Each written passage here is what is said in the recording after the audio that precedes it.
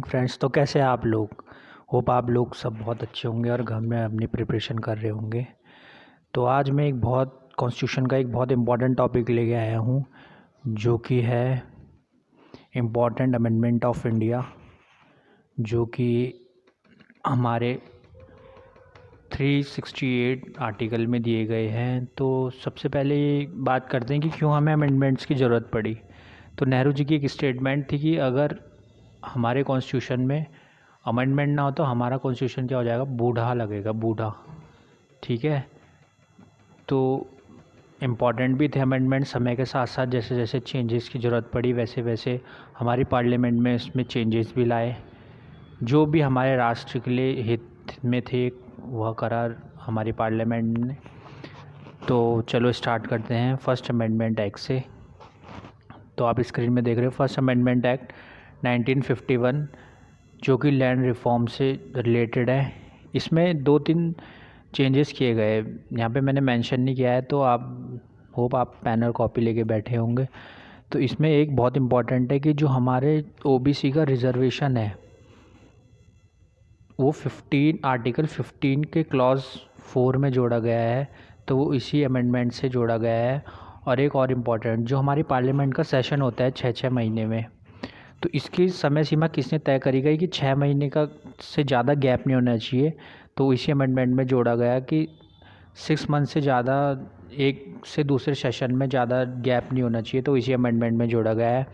उसके बाद हम आते हैं 7th अमेंडमेंट एक्ट। मैंने यहाँ पे इम्पॉर्टेंट अमेंडमेंट लिए हैं, सारे नहीं लिए। अभी वैसे भी 105 अमेंडमेंट हो चुके हैं, तो मुझे जो इम्पोर्टेंट लगे मैंने वो लिए। तो इस टाइम हम आते हैं अब 7th अमेंडमेंट एक्ट, जो 1957 में हुआ। तो फजल अली कमीशन भी बोलते हैं इसे। तो इसमें क्या था कि लिंग्विस्टिक के उससे लैंग्वेज से हमने मतलब स्टेट का क्या क्या डिवीज़न किया। जैसे आंध्र प्रदेश हो गया। भारत की स्वतंत्रता के बाद लोगों की क्या मांग थी कि हमें भाषाई आधार पे हमारे राज्य का बंटवारा करिए, कि मतलब हम अपना राज्य एक स्वतंत्र राज्य बना सके। तो इसके लिए ये कमीशन बैठी गई, फजल अली इसके हेड थे। तो 7th शेड्यूल 1956 में इसको अमेंडमेंट किया गया। उसके बाद है हमारा 13 अमेंडमेंट एक्ट, जो कि 1962 में हुआ। इसमें क्या हुआ, जो नागालैंड है, जो हमारी 7 सिस्टर बोलते हैं जिसे पूर्वी राज्य, उसमें हमने नागालैंड का गठन किया। उसके बाद हम आते हैं 21वें संविधान संशोधन, जो कि 1967 में हुआ। इसमें क्या गया, जो अब हमारा बेसिक कॉन्स्टिट्यूशन था उसमें क्या थी, 8 अनुसूची थी, 395 आर्टिकल्स थे। और इन्हीं आर्टिकल्स में ही हमारी लैंग्वेज का आता है। तो उसमें हमारी लैंग्वेज थी 14 लैंग्वेजेस, जो हमारा मूल संविधान था। तो हमने क्या करा, धीरे धीरे जैसे जैसे समय की मांग थी वैसे वैसे हमने इसमें भाषाएं जोड़ी गई। तो जो हमारी मूल बोलते हैं कि संविधान में मूल भाषाएं कितनी थी, तो उसमें 14 थी। तो हमने धीरे धीरे हम आगे आगे देखेंगे कि हमने अमेंडमेंट कर करके कुछ भाषाएं जोड़ी गई। जैसे कि 21वां संविधान संशोधन 1967 में, जो कि हमने 15वीं भाषा जोड़ी गई, सिंधी। और ओके, तो नेक्स्ट आते हैं हम 42वां संविधान संशोधन 1967। तो ये है मिनी कॉन्स्टिट्यूशन। 42 amendment act 1976। अरे प्रिंट मिस्टेक हो गया है, ये 67 नहीं 76 होगा। 42 अमेंडमेंट एक्ट 1976, जिसे कि हम मिनी कॉन्स्टिट्यूशन भी कहते हैं। तो इस कॉन्स्टिट्यूशन में बहुत से चेंजेस लाए गए हमारे कॉन्स्टिट्यूशन में। इस अमेंडमेंट में बहुत से चेंजेस लाए गए हमारे कॉन्स्टिट्यूशन में। तो एक एक करके हम देखते हैं। सबसे पहले देखते हैं कि इंदिरा गांधी की सरकार थी इस टाइम सेंटर में। तो वो क्या चाहती थी कि जो संसद में पावर हो, संसद की पावर वो बढ़ाना चाहते थे इस टाइम, कि हाँ सुप्रीम कोर्ट और हाई कोर्ट की पावर को कम करना चाहती थी, और जो कि संसद है, पार्लियामेंट है, उसकी पावर वो बढ़ाना चाहती थी। तो क्या क्या चेंजेस किए, एक तो ये करा कि जो हाई कोर्ट के जो जुडिशल रिव्यू होता है उसमें कमी कर दी गई। और जो कि हमारे जो जैसे स्टेट में कहीं पे लड़ाई झगड़ा हो गया या कुछ बड़े वो हो गया, तो उसमें क्या कर रहा था कि जो हमारी डिफेंस है उसको सेंटर क्या कर सकती थी, तैनात कर सकती थी। और एक बहुत ही इम्पोर्टेंट था कि उन्होंने क्या कहा, जो हमारे डीपी और एसपी है, डायरेक्टिव प्रिंसिपल्स और स्टेट पॉलिसी, ये क्या करेंगे, फंडामेंटल राइट से ऊपर रहेंगे और कोर्ट भी इसमें रिव्यू नहीं कर सकती। तो देख सकते हैं आप कि ये कितना बड़ा अमेंडमेंट था ये। तो खैर आगे जाके देखेंगे कि इसे हमने कैंसिल कर दिया था 44 अमेंडमेंट में। तो इसमें देखते हैं और क्या क्या चेंजेस आए। और जो हमारे जो बेसिक स्ट्रक्चर है उसको अमेंडमेंट नहीं कर सकते। और जो हमारा प्रिम्बल्स है वो क्या था, वो पार्ट ऑफ अ कॉन्स्टिट्यूशन ही रहेगा। उसके बाद जो इसमें एक बहुत इम्पॉर्टेंट केस है, मैं केस की वीडियो, जितने भी केस हुए कॉन्स्टिट्यूशन में इंडिया में इम्पॉर्टेंट है, जो चेंजेस लाए हैं कॉन्स्टिट्यूशन में, वो मैं एक अलग से सेपरेट वीडियो बनाऊंगा। तो इसमें एक इम्पॉर्टेंट केस है, तो यहाँ पे मैंने एक मेंशन किया कि केशवानंद भारती केस, जो कि 24 अप्रैल 1973 में हुआ था। इसमें बोलते हैं कि सबसे बड़ी बेंच बैठी थी, जो कि 13 मेंबर्स की थी, जूरी बोलते हैं इसे, जूरी।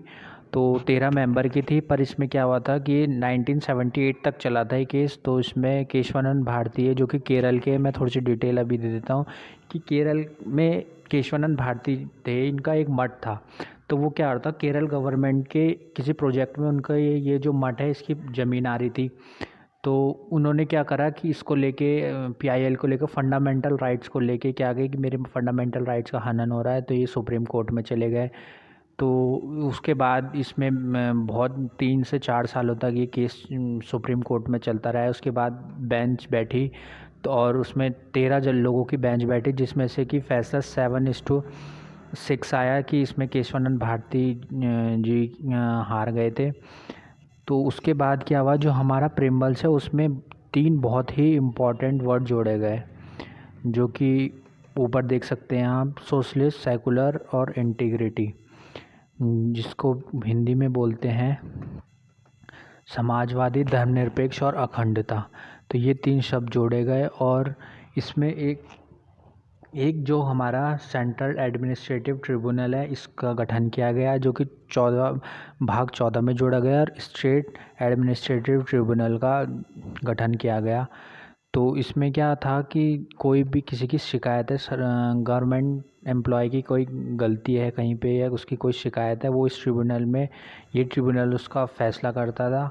उसके बाद हम आते हैं, जो हमने पढ़ा था कि 7 शेड्यूल में क्या था, 3 लिस्ट थी, स्टेट लिस्ट और सेंट्रल लिस्ट और कंकरेंट लिस्ट। तो स्टेट लिस्ट में जो भी सब्जेक्ट थे जो राज्य सूची में, उसमें राज्य कानून बना सकती थी, केंद्र में सिर्फ केंद्र कानून बना सकती थी। और जो समवर्ती सूची, जिसे कॉन्करेंट लिस्ट बोलते हैं, उसमें क्या था कि केंद्र और राज्य दोनों कानून बना सकती है।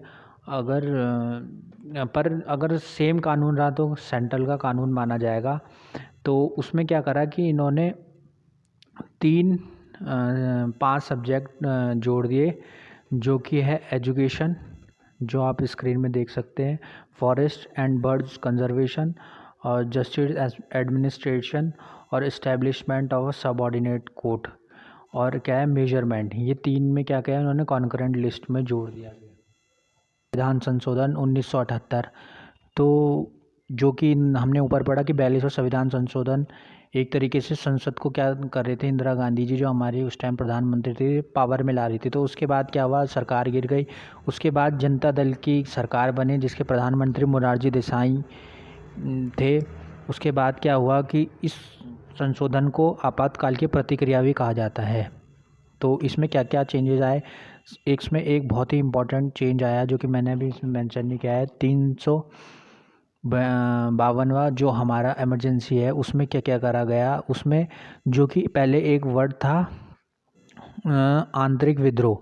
तो आंतरिक विद्रोह के लिए मतलब आप 352 नहीं लगा सकते, ये सिर्फ सशस्त्र विद्रोह, ये वर्ड जोड़ा गया है कि सशस्त्र विद्रोह के लिए ही क्या कर सकते हैं, आप 352 लगा सकते हैं।